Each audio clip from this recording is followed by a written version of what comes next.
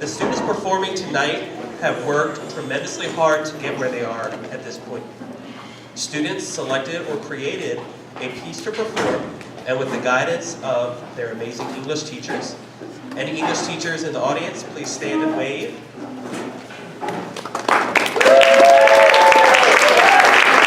The students honed their work into truly amazing performances. Students were voted by their peers and the TPMS staff as winners in one of 3 categories: serious, humorous, and original. And they have progressed through classroom, period, and semifinal rounds to appear on this stage tonight. I would also like to introduce Ms. Patterson-Brees, our assistant principal, who oversees English. And our 3 amazing judges for this evening: Kathy Giese, former Tacoma Park media specialist;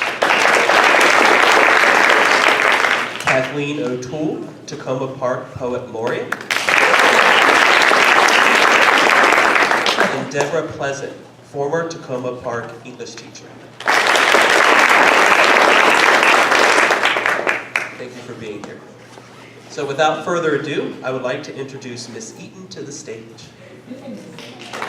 Good evening, everyone. My name is Jenny Eaton. I am an 8th grade English teacher here, and it is my honor to introduce your competitors in the serious category tonight.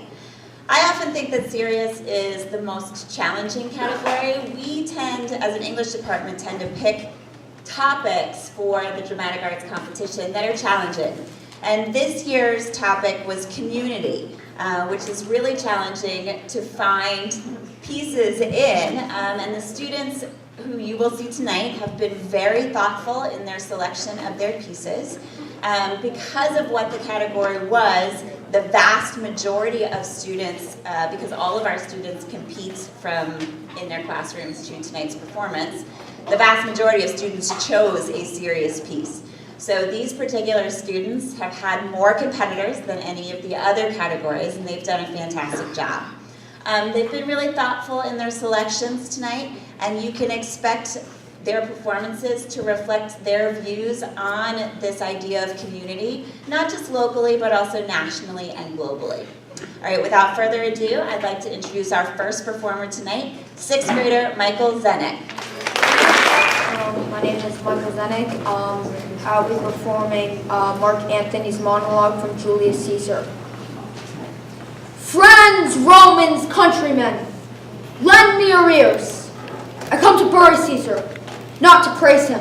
The evil that men do lives on after them, the good often turned by their bones. So let it be Caesar. The noble Brutus hath told you Caesar was ambitious. If it were true, it would be a grievous fault. And grievously Caesar answered it. So here under leave of Brutus and the rest, for Brutus is an honorable man. So are they all honorable men. Come I to speak in Caesar's funeral. He is my friend, faithful and just to me. Yet Brutus says he is ambitious, and Brutus is an honorable man. Caesar hath brought many captives home to Rome, whose ransoms did the general coffins fill. Was this ambitious? When the poor have cried, Caesar hath wept. Ambition should be made of sterner stuff. Yet Brutus says he was ambitious, and Brutus is an honorable man. You all did see on the Lupercal. I thrice presented him a crown, and he thrice refused it. Was this ambitious? Yet Brutus says he was ambitious. And sure, he's an honorable man. I speak not to disprove what Brutus spoke, but here I am to speak what I know. You all did love him once, not without reason. What cause withholds you to mourn for him then? O judgment, that was fled from British beasts, and men have lost their reason. Bear with me. My heart is still in that casket with Caesar, and I must pause until it come back to me. Thank you. All right, amazing job, Michael. All right, next up we have 7th grader Rose Kepka.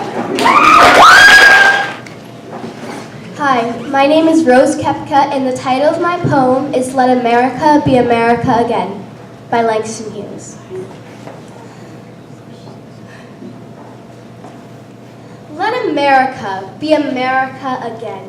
Let it be the dream it used to be. Let it be the pioneer on the plain, seeking a land where he himself is free. America never was America to me. Let America be the dream the dreamers dreamed. Let it be that great strong land of love where never kings connive nor tyrants scheme, and any man may be crushed by one above. It never was America to me. Oh, let my land be a land where liberty is crowded by no false patriotic wrath, but opportunity is real and life is free. Equality is in the air we breathe. There's never been equality for me, nor freedom in this homeland of the free. The free? Who said the free?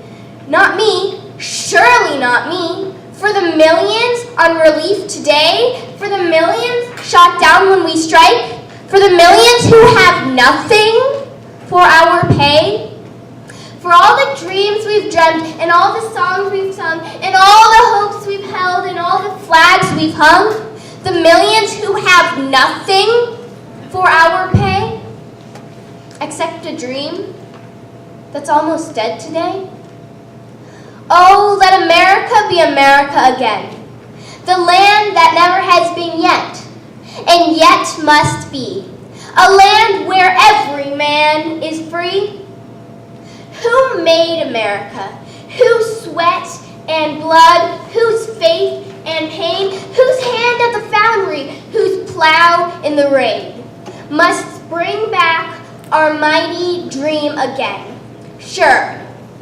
Call me any ugly name you choose, for the seal of freedom does not stain from those who live like leeches on people's lives. Oh yes, I say it plain. America never was America to me, and yet I swear this oath. America will be. Out of the rack and ruin of our gangster death, out of the rape and rot of the graft and stealth and lies, we the people must redeem the land, the mines, the plants, the rivers, the mountains, the endless plain, all the stretch of these great green states, and make America again. Amazing, Rose. Well done. All right, our final competitor this evening in the serious category is 8th grader H.R. Moore. My name is H.R. Moore, and I will be reciting a poem titled I Pledge in the serious category. I went to a Spanish immersion school, which means that from the ages of 4 to 11, every book and every class and every subject was taught in Spanish. And every morning, the entire student body would rise from our seats in unison. We place our hands over our hearts like we were told. Our heads made a sunflower tilt towards the American flag. And we recited a colonizer's pledge. In another colonizer's language, juro fidelidad a la bandera de los Estados Unidos de América y a la república que simboliza una nación bajo Dios indivisible con libertad y justicia para todos. This is how I learned devotion to my country. I asked my mom once why it was so important for a little girl to learn Spanish. She told me it was a mother's duty to help her daughter's wings grow outward from her spine, and this is how I learned to survive, that bilingual white girl is equal to but never greater than mediocre white man, that this female body is more valued in silence than the force of my fist and my voice. Another time, Columbus Day, I recounted to my father what I had learned of these events at dinner. He let me finish and then proceeded to show me what it means to bend truth into a textbook, how native becomes extinct, female becomes property, rapist becomes president after president after president, and this is when I learned to question authority, that they may sever a man's tongue and teach it to praise them and their native language. This is when I realized that I was not taught to think, but I was taught to recite. Juro fidelidad a la bandera, juro fidelidad a la bandera de los Estados Unidos de América. I am done with your pledge, in whatever language it pleads from your mouth. There was no devotion and obligation. From now on, I will only pledge allegiance to the disobedience, because every morning from the ages of 4 to 11, my jaw was a rickety ship on its way back to its mother tongue. From now on, I will only pledge allegiance to Michelle Obama's women empowerment speech. I pledge allegiance to Emma Gonzalez as we call BS. I pledge allegiance to San Diego, California, to the language we learned at the hands of the same kind of oppressor. May my days of disobedience to this country's glory outnumber the days my mind has spent in bondage. So, do you know what happens when you do something over and over and over again? Nothing. Nothing happens till you stop. Thank you. Wonderful job. Next up, we have the humorous category for dramatic arts. This category is lighthearted, and the pieces in this category are meant to make us smile, giggle, and even full-on belly laugh. Notice that the pieces in this category bring out the aspects of communities that are amusing, and that they can be about anything, from classroom communities to sports teams, and so much more. Please give your attention to these comedic and upbeat performances. I can't wait for you to all see what they have in store. First off this evening, we will have 6th grader Alex Kerr. All right, everybody, I want to say something. Sit down. You know what makes humans different to all other animals? We are the only species on Earth that observes Shark Week. Sharks don't even observe Shark Week, but we do. For the same reason I can take this pencil, tell all of you its name is Steve, and go like this. And part of you dies just a little bit on the inside, because humans can connect with anything. We can sympathize with a pencil, forgive a shark, and give Ben Affleck an Academy Award for screenwriting. People can find the good in just about anything but themselves. Look at me. It's clear to all of you that I'm awesome, but I can never admit that, because that would make me a jerk. But what I can do is see what makes Sammy awesome. He's driven. We need driven people or the lights go out and the ice cream melts. And Michael. We need more people like Michael. He has loads of wisdom to offer. And Solomon. Who cares if Solomon thinks he's all that? Maybe he is. Do you think astronauts go to the moon just because they hate oxygen? No. They're trying to impress their high school's prom king. And Miss Moore. Miss Moore is a shaman. You ask her to pass the salt, she passes you a bowl of soup.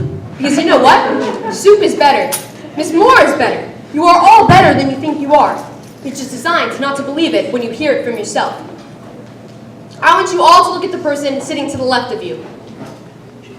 Sorry, look at the person sitting next to you. I want you to extend to that person the same compassion that you extend for sharks, pencils, and Ben Affleck.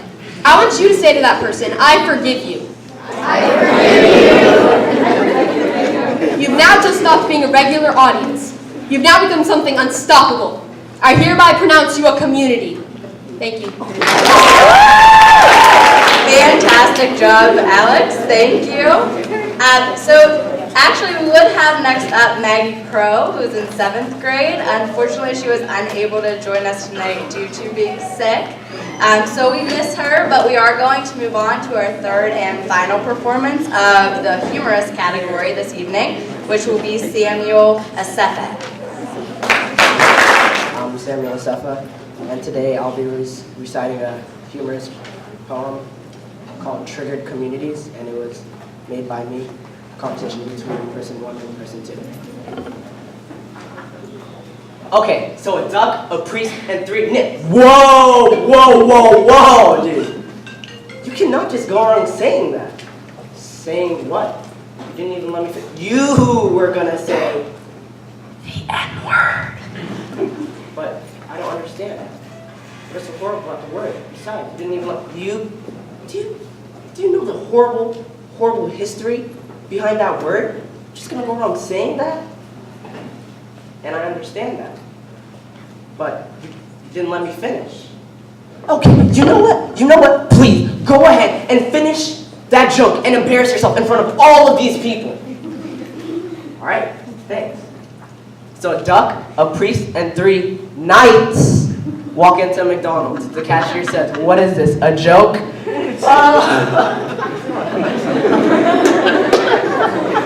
Dude, that was actually like amazing. Yeah. It took me a while. You know what? I apologize for not letting you finish and assumed that you were going to say something horrible. It's okay, homie. It happens to the best of us. Thank you.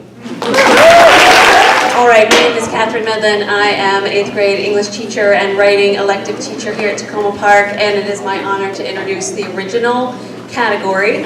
This is, it's a big risk to come up and speak these pieces and perform them in front of class, and then in front of the grade level, and now in front of this audience on a stage. And to be able to come up and perform a piece that you also wrote yourself is a special kind of bravery. A lot of students try their hand at writing something for this competition, a poem, a story, a comedy routine, and some of them really find their voice.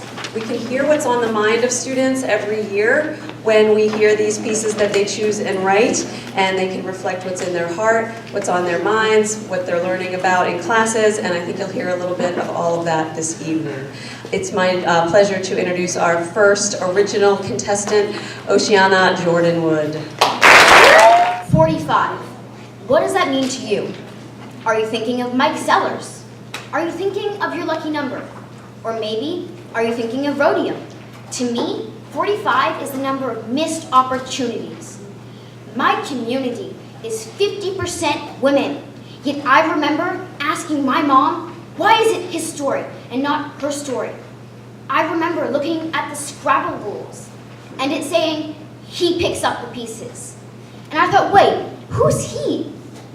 My science kit is about making lipstick, while his is about conducting energy. I saw an ad on TV. It said, my mom washes the dishes. Why is it always a darn girl?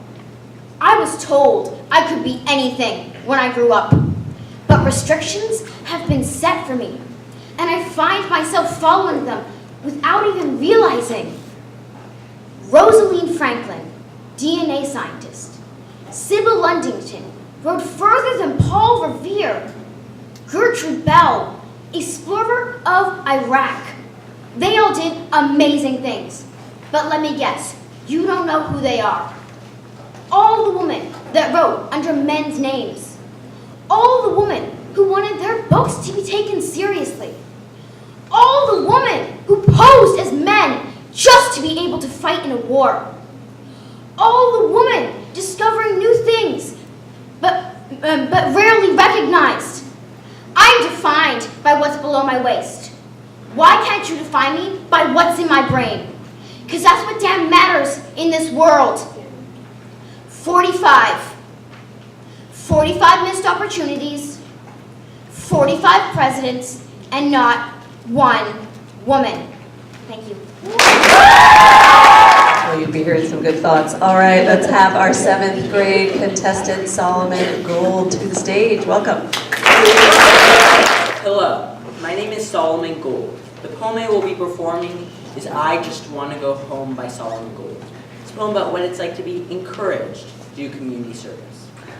We raise our voice through a charge or choice. The sound flows through the air, each hand in a hand.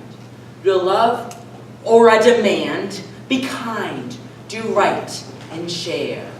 And smiling at all, even if we want to crawl into our bed and sigh, lest our parents snap. Oh, be a chap, your joy should touch the sky. They talk quite snooty. 'Tis your duty to help the community every day. And you will be praising your fine uprising when you are old and gray. Together we shall sing, as we feel boredom sting by love and good and peace, and on we drone, kindness we condone, oh, shall it ever cease. We'll do what we can do, we'll always follow through, we'll help our great community, and I won't admit, I want to quit. I'd leave at the first opportunity. I yearn to leave, but I must grieve, for that won't be my fate. For although I am bored, it's as if I am moored. I must wait and wait, My parents drone about loyalty shown by everyone in town. And like the rest, I'll do my best, and I will never frown. To my parents, service seems like a statue, which brightly gleams, and it comes from a sacred tome. But if it was up to me, there's no good I see. I just want to go home. All right, and our final contestant in the original category is going to be 8th grader Raymond Sarr. Oh yeah! My name is Raymond Sarr. I'm going to be reciting Life Being a Slave.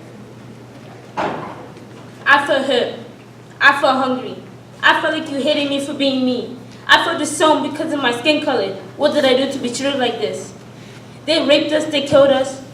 They whipped us for punishment. I felt like fire burning my back. They destroyed my name and my color. They destroyed my life. They were too lazy to do their own work, so they took our rights. They took everything from us. I cried every night and wished for a better life. I dream of running, I dream of flying, but every time I wake up, I feel like dying. I know if I run away and get caught, my master will deal with me. He's trying to hurt me, he's trying to kill me, he's trying to sell me because being black to me is ugly. So I'm scared for my life, because I don't want to die because I want to live my life with my other black brothers and my other black sisters. I don't give a damn about your skin color, so why the hell do you give a damn about my skin color? I didn't give it the right to take me away from my home. I didn't give it the right to sell me, and I sure didn't give it the right to call me nigger. Because my name isn't nigger, my name is Raymond Sarr, and that's the name I want to be called. Okay, so while the judges are tallying their results, we're going to have another performance by the TPMS Drama Club with a second excerpt from Dear Edwina Jr.